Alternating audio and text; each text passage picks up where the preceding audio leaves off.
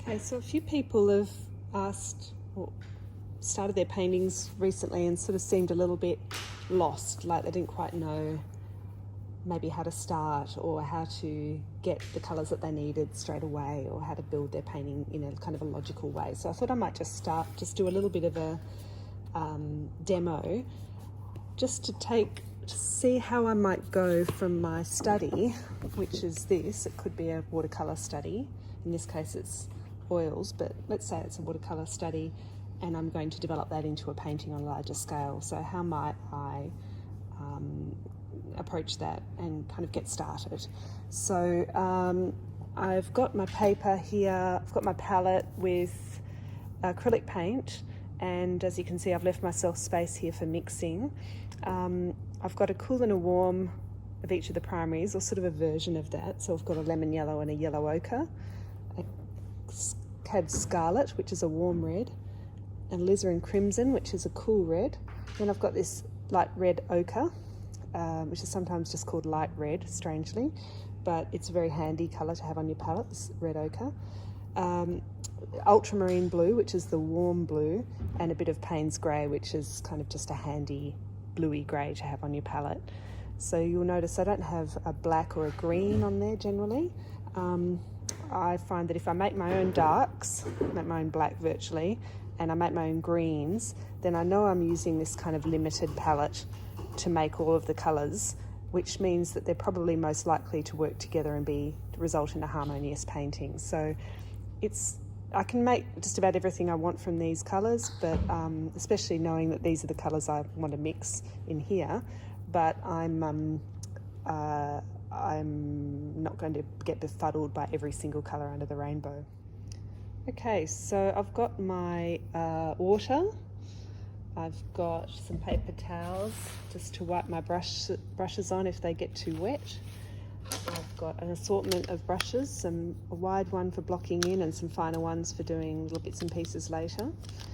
And a palette knife, just for mixing on my palette. And this drying retarder, which kind of acts as a medium, but also just if I'm mixing a blob of paint that I know I'm going to want to use a lot of, I can just add this drying retarder to it and it'll keep my paint a little bit wetter on the palette. So I'm just going to pour myself a little blob of that. It's a little bit viscous, so it'll stay in its blob. Okay, so there are lots of different ways of approaching a painting, but I like to start by blocking in. So just to get my broad areas of colour and tone down, and then to work on the detail later. So I'm getting a biggish brush, and before I do that though, I'm going to mix up a colour I know I'm going to need. So in my study, these darks here are going to be quite important, and I want to get them in nice and strongly. So a really good shortcut to a dark, or a really good basic dark that I like to mix often, is this ultramarine blue.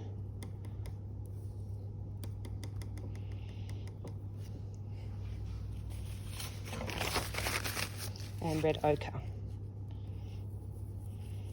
So we're kind of putting two complementary colours together there, blue and orange, which, as we know, kind of knock the colour out of each other because they're complements. But the red ochre's just already got that brownish, a little bit of blue in it already.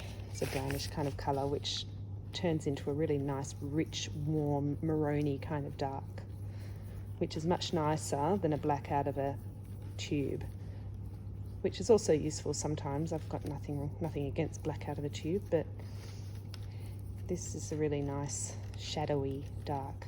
So if you mix up a blob of that on your palette, it's going to be handy. A little bit more blue. Add a little bit of drying retarder into it just to keep it nice and moist on my palette. Okay, the rest I tend to kind of mix as I go along.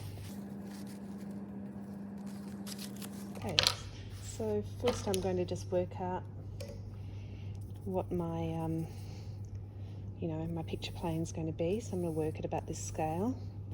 I may as well go right to the edge, I suppose, since I've got a sheet underneath. So what I like to do is just draw in really basically my outline, just so I know kind of where to block in. So I just work out that that window is going to go there, this figure is going to go there pretty much. This comes across like this.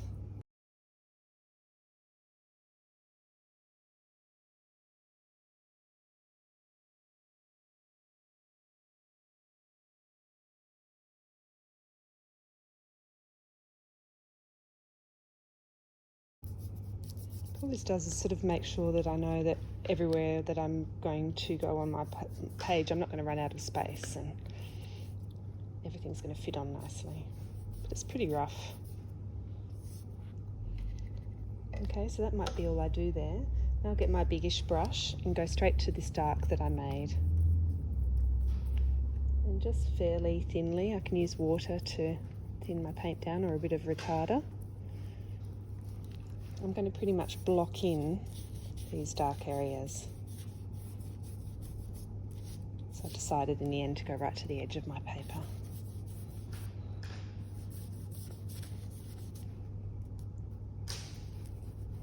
So we're thinking tonally, like we're thinking about darks and lights, really, more than thinking about details.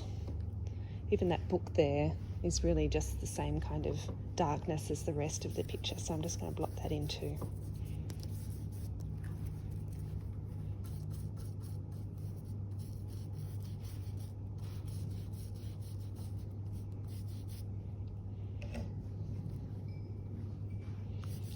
Squint my eyes to help me find where the darks are.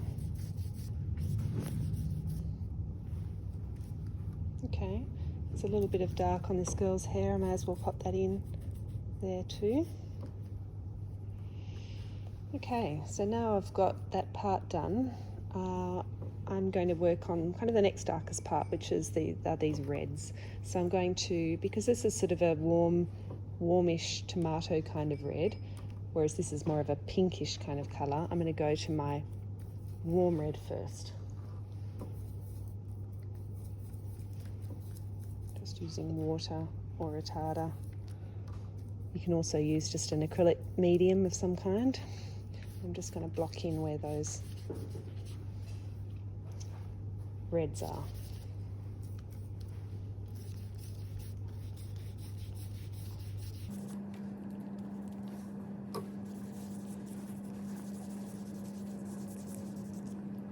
Okay, well I've got red on my brush. I'll go to the other kind of red, which is going to make more of a cherry kind of pink. And that's the colour I want for the jumper.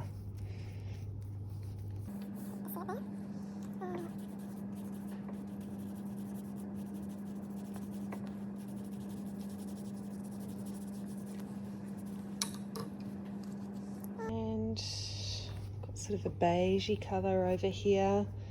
I'll mix up this colour for the chairs. Oh God, look what I've done. The chairs and the hat here. So this kind of greenish grey colour that I can pop through there. So the way I'm going to do that is I'm going to say to myself, well, what's the closest colour to that colour that I'm trying to mix up? What's the closest colour to that on my palette? And I would sort of say, well, I think this one. So that's where I start. So I just pop a bit of that, make a new blob over here. Add some white. And then I say to myself, well, that's not right, it's too yellow. So to make it more green, well, I add a bit of blue.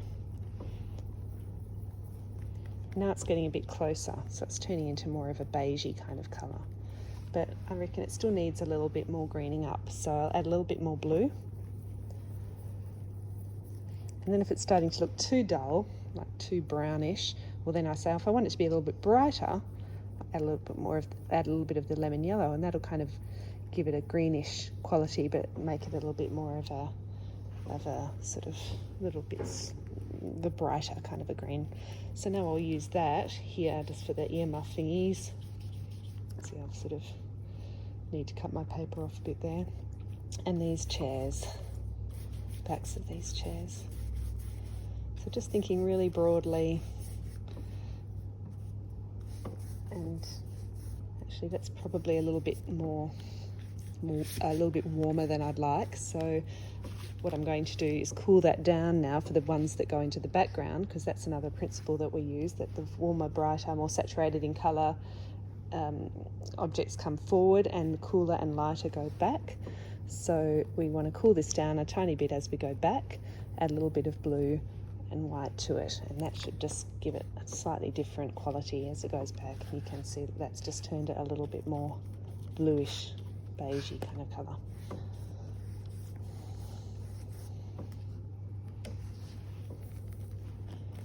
A little bit more blue as I go back, may as well.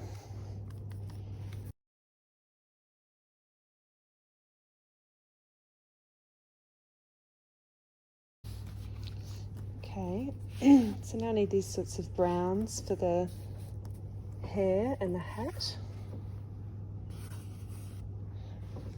So again, I'm going to say to myself, well, what's the closest kind of colour to that already on my palette? And I'll say, well, this red ochre maybe, and if I add a little bit of the yellow ochre to it, I should end up with kind of a warm brown. And then if I say, well, that's too warm, it's like a ginger colour, I want to add a little bit of blue to it. So of course blue counteracts the orange because they're complements, and I end up with more of a rich kind of brown colour. So I'll add a little bit more blue in it for the hat, because I don't want the hat and the hair to look exactly the same. And then with the hair, just brighten that up a little bit with a bit more yellow ochre.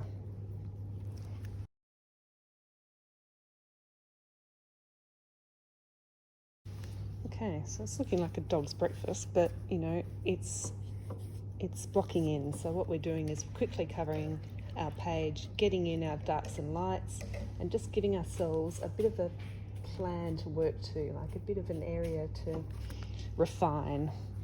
So this area down here is kind of a creamy white. So if I've run out of space on my palette, I can get another one, or I can just wipe a bit off here, make myself a bit of space.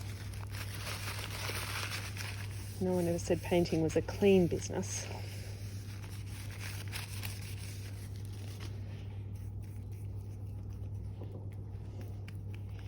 A little bit of the yellow ochre to it. It's going to make it a kind of a creamy white. And just block that in down here too. It's some kind of jumper or cushion or something. And the light on the side of the face here. I'll add heaps of white because there's light streaming in through the window, so that's going to be this creamy area here. I can always lighten it up a little bit more too.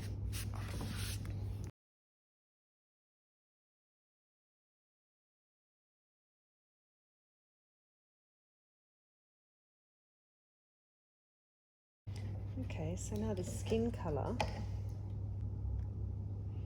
Okay, I've got another palette here, so I can spread out a bit. Now for skin tones, again, I'm just going to block them in broadly, but I'll usually start with a kind of an orange. So a red and a yellow ochre gives a good base kind of orange for skin. But again, no one's skin you would never paint skin that orange. So again, you just add a touch of blue just to knock the orange out of it, and then some white. And then you should have some kind of approximation of a skin colour. And then from there you can alter it with this way and that, with a bit of yellow or a bit of red or whatever you want really.